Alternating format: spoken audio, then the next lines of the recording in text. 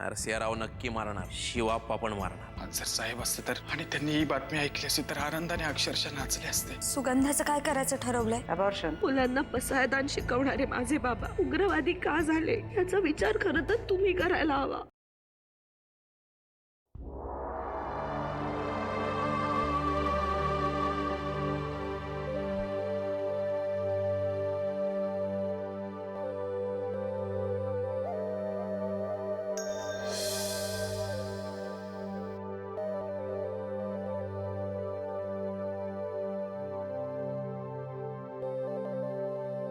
दुःख कमी अधिक प्रमाणात सगळीकडे सारखंच असतं.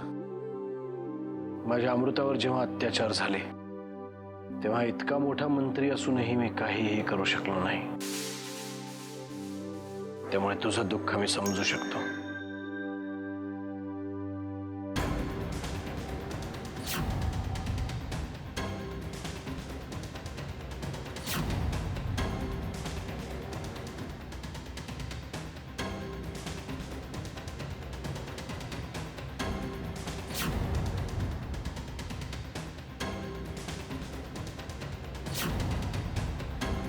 नरसिंहराव किल्लेदार, तुम्हाला दिलेली 72 तासांची मुदत संपली आता.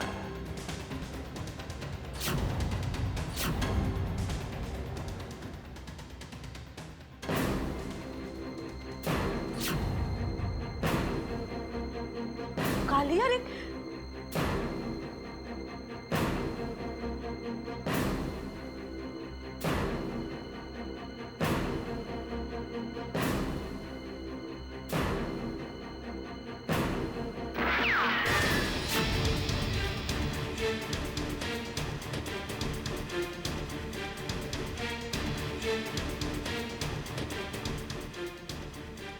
माझा नेम चुकला असं समजू नकोस बे. मला गोळी मारायचीच नव्हती तुला. काली हा काय प्रकार आहे?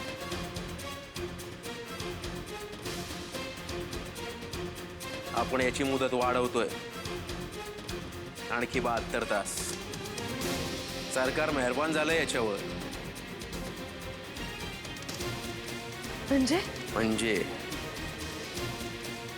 म्हणजे सरकार शिवाप्पाला सोडायला तयार झालंय. याच्या बदल्यात कधी सोडणार आहे ती कळवतील आपल्याला. मला वाटतं तू खूप मोठी चूक करतोस काली.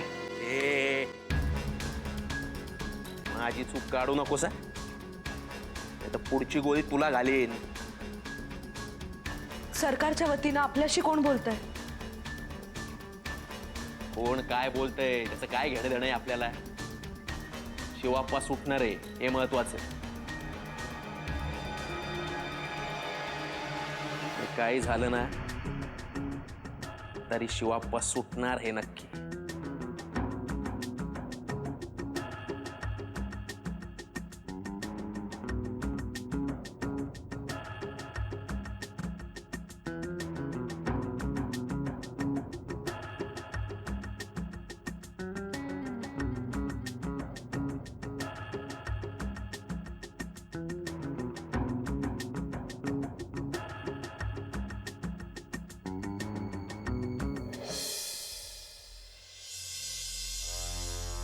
हिला कोणीतरी सांगायला पाहिजे ग बाई. सकाळी गेलीये ती, अजून हिचा पत्ता नाही. काय करायचं तरी काय माणसाने. पण आत्याजी, एक गोष्ट मात्र आहे. बाबांची सुटका व्हावी म्हणून जानकी जेवढं करते ना तेवढं दुसरं कोणीही करू शकत नाही. आता मला हे कळत नाहीये का? अगं पण तिच्या तब्येतीची काळजी नको करायला. एरवी म्हटलं असतं का मी कधी? जानकी, ये बस.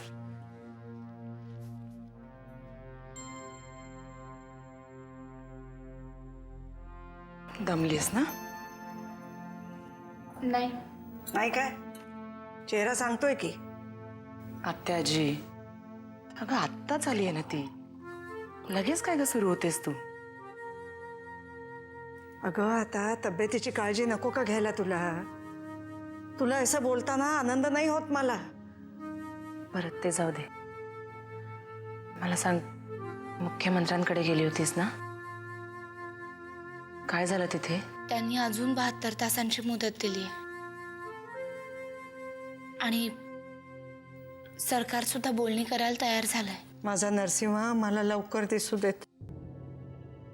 टीव्हीवर दिसला तरी चालेल, पण लवकरात लवकर माझ्या डोळ्यांना आता तू दिसू देत.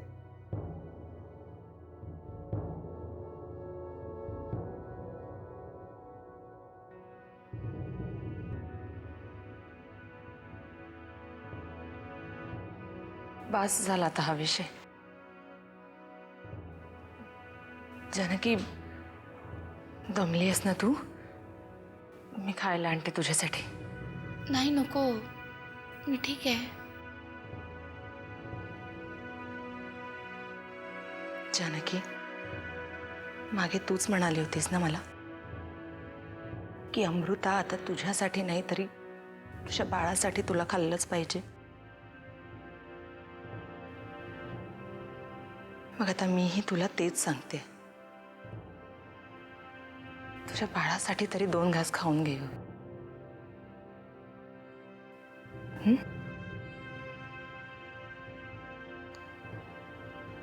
आलेच मी.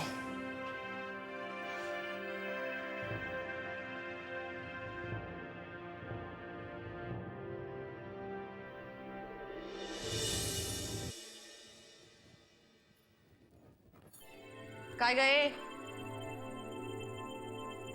घराची मालकीण असल्यासारखी घरात कसली फिरतेस? खरं तर एव्हाना तोंड काळं करायला हवं होतंस तू. हो अहिल्याताई, काय अहो रोज तेच तेच तेच तेच तेच तेच बोलताय. दिवस बदलला की विषय सुद्धा बदलावा माणसाने. माझी माप काढण्यापेक्षा जाऊन जानकीचं अभिनंदन करा. का ग बाई, तुला तिचा एवढा पुळका का? नाही, आता ती पण आई होणार, मी पण आई होणार. पण जाऊ दे, आई व्हायचं सुख तुम्हाला काय कळणार हो. सुगंधा, माझ्यावर ओरडू नका.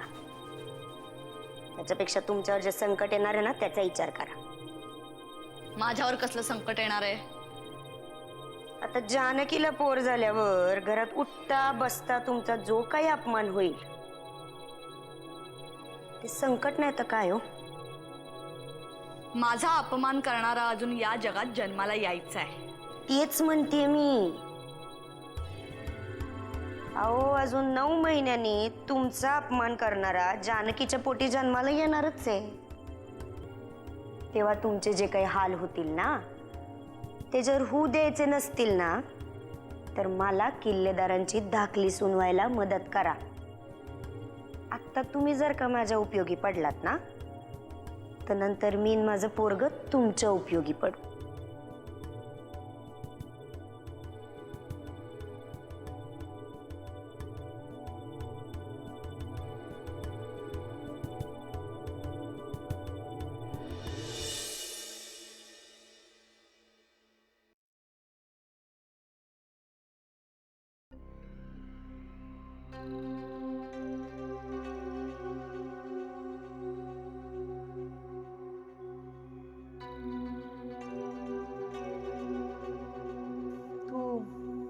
काय बोलत होतास मगाशी? मगाशी मी काहीच बोलत नव्हतो, काली बोलत होता.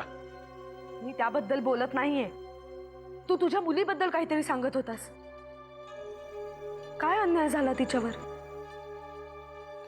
मला कुठे आणि कसं नेऊन मारणार आहात हेच बोलायला गेली होतीस ना तिथे. कालीच्या मनात नक्की काय आहे मला नाही माहित अजून. तुम्हालाही मन असतात. मगाशी एवढं तत्वज्ञान दिलंस ना, म्हणून बोलायला आले होते तुझ्याशी. काही बोलायचं नाही मला. जातो इथून.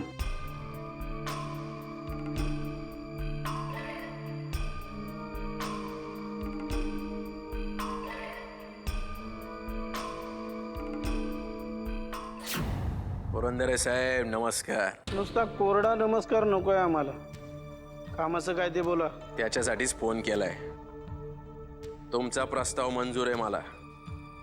आता काही झालं तरी नरसिंहरावला मारणारच आम्ही. मग वाट कोणाची बघते?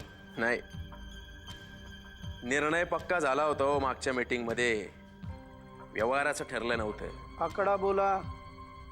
100 करोड. काय 100 करोड? आकडा किती असतो ते कळतं का? साहेब, आमच्यापेक्षा असे आकडे तुम्हालाच जास्त कळतात. नाही, याच्यापेक्षा कित्येक पटीनं जास्त भ्रष्टाचार करता तुम्ही.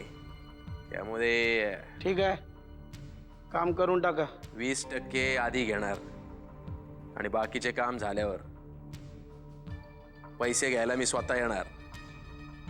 कुठे आणि कधी ते मी कळवीन पुरंदरे साहेब.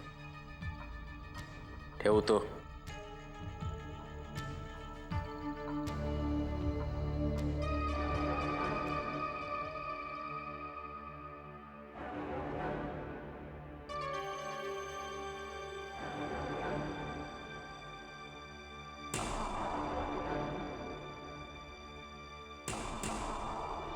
वहिनी साहेब, मला जरा तुमच्याशी महत्वाचं बोलायचं होतं.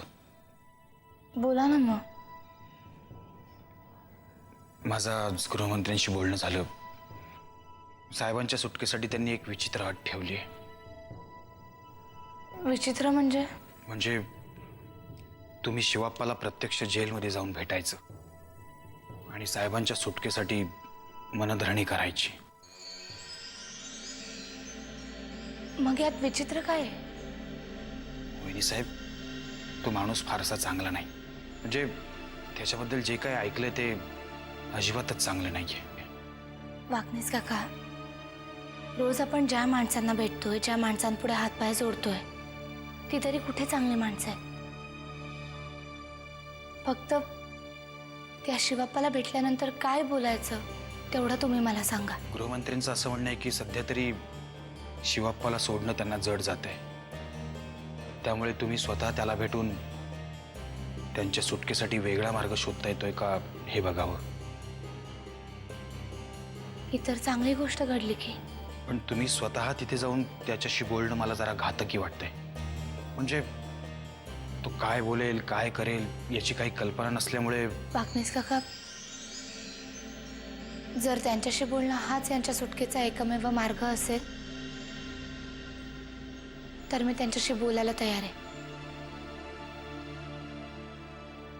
यांच्या सुटकेसाठी मी काहीही करायला तयार आहे. वाकणीस, तुम्ही काय बोलताय कळतंय का तुम्हाला? आत्याबाई, आपल्याकडे दुसरा कुठलाच पर्याय नाहीये. पण म्हणून तुम्ही हा पर्याय शोधलात? त्या नराधमाला भेटायला जानकी एकटी जाणार जेलमध्ये? आत्याबाई, जानकी वहिनी तयार आहेत. मी बोललोय त्यांच्याशी. ती नाही म्हणणार नाहीये हे तुम्हाला माहिती आहे. पण तिची अवस्था काय आहे? या अवस्थेत एकटं पाठवायचं तिला जेलमध्ये? नाही, त्या एकटे नसतील. तिथे पोलीस बंदोबस्त आहे. नरसिंहालाही पोलीस बंदोबस्त होता. काय झालं? हो, पण तिथली परिस्थिती वेगळी होती. इथे तो जेलमध्ये आहे. ही असली माणसं कुठेही असली ना तरी त्यांना हवं तेच करतात. आत्याबाई, मी गृहमंत्र्यांशी बोलून बसलोय. गृहमंत्र्यांची? त्यांच्याशी बोलायच्या आधी मला सांगायला नको होतं तुम्ही? माफ करा आत्याबाई, मी तुम्हाला आधी सांगायला पाहिजे होतं. पण परिस्थिती इतकी बिकट झाली की ती सोडवण्यासाठी आपल्याला असलाच कुठला तरी चौकटी बाहेरचा मार्ग निवडला पाहिजे. आता चौकटी बाहेरचा मार्ग म्हणजे अवसानघातकीपणा नव्हे. शिवाप्पाला भेटण्यासाठी सध्या तरी जानकी वहिनी एकट्याच योग्य व्यक्ती आहेत. आपल्याला थोडं तरी धाडस दाखवावंच लागणार.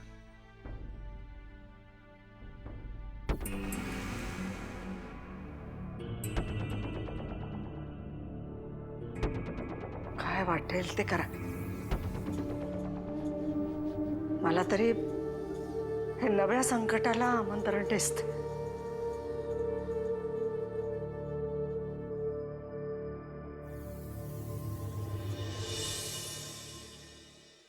जानकीताई, काय ग?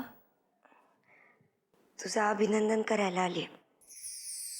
आता तू पण आई होणार आहेस ना? अमृताताई पण आणि मी पण. देवाने हे कसलं आई पण वाढून ठेवलंय माझ्या नशिबात, कोणास ठाऊक.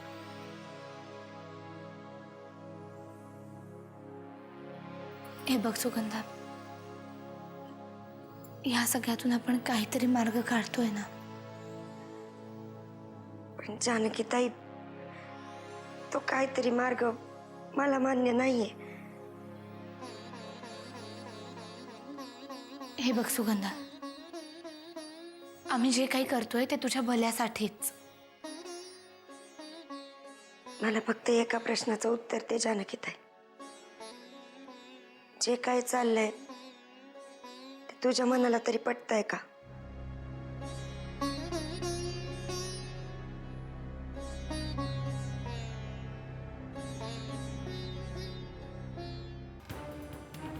मला मला या घरात बाकी कोणालाच काही सांगायचं किंवा विचारायचं नाहीये. तुला माझं दुःख कळतं म्हणून तुझ्याशी बोलायला आले होते. नाही सुगंधा, आता ना तुझ्या हातात काही राहिलंय ना माझ्या हातात काही नाहीये, मला माहिती. पण तुझ्या हातात बरंच काही आहे. नाही सुगंधा, मी काही नाही करू शकत.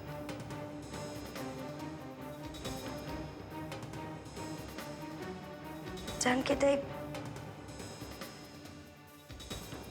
परशु शेठचं माझं लग्न लावून दे. काय? तुला कळतंय का तू काय बोलतीयस ते? परशुदादांचं लग्न झालंय, सुमित्रा याच घरात राहतीये. त्यांचा संसार कसा चाललाय तुला पण माहितीये जानकीताई. सुगंधा, हा विषय तू बोलण्याचा नाहीयेस. जास्ती बोलली असेल तर माफ कर, म्हणजे मनात आलं ते बोलले. माझ्याकडे दुसरा काहीच मार्ग नाहीये. मला माझ्या बाळाला जन्म द्यायचा जानकीताई. तू तुझ्यासाठी सगळंच अवघड करून ठेवतेस सुगंधा. काही अवघड नाहीये. मला फक्त माझ्या बाळाला बापाचं नाव द्यायचंय. मग मी गावाला निघून जाईल. परत परत तोंड सुद्धा दाखवणार नाही तुम्हाला. पास खूप बोललीस आणि खूप ऐकूनही घेतलं तुझं. पण आता यानंतर नाही. यापुढे या घरामध्ये हा विषय परत निघाला नाही पाहिजे. निघ आता.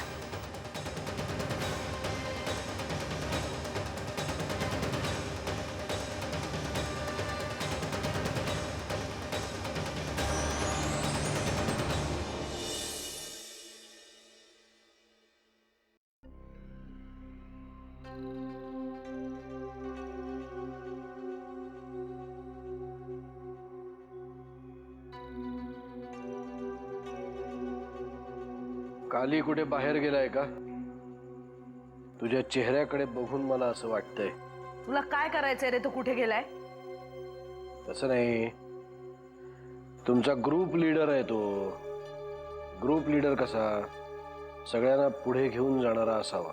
काय म्हणायचंय तुला? तू विचारलंस म्हणून सांगतो. हा काली ग्रुप लीडर म्हणून कसा आहे? कारण सतत तो तुम्हा सगळ्यांपासून काहीतरी लपवत असतो असं मला वाटतं. तू उगाच माझ्या डोक्यात काहीतरी भरू नकोस. हा म्हणजे मी जे विचारलं ते तुझ्या डोक्यात आधीपासूनच घोळतंय. तर हे बघ, तू उगाच काहीतरी बोलू नकोस. काली एखाद्याचा जीव घेऊ शकतो तर एखाद्यासाठी जीव देऊ पण शकतो. पण तो नक्की कोणासाठी? तुला काय म्हणायचंय? उगाच उगाच शब्दांचा खेळ करू नकोस. जर तो सारखा सारखा बाहेर जात असेल तर तो नक्की कुठे जातो हे तुझ्यासारख्या विश्वासू सहकार्याला तरी माहीत हवंच. तुला काय करायचंय? तो कुठे जातो, काय करतो? तुला बरंच आहे ना तो नाहीये तर. माझ्यासाठी चांगलंच आहे, पण तुमच्यासाठी नाही. कारण जर उद्या पोलिसांनी त्याला पकडला आणि बाहेरच्या बाहेर कुठेतरी नेऊन मारला तर तुम्हाला पत्ता पण नाही लागायचा. मग काय होईल तुमचं? कालीने काय करायचं हे तू त्याला सांगण्याची गरज नाहीये. त्यापेक्षा ना जरा गप्प बस. 2-4 दिवस जास्त जगशील.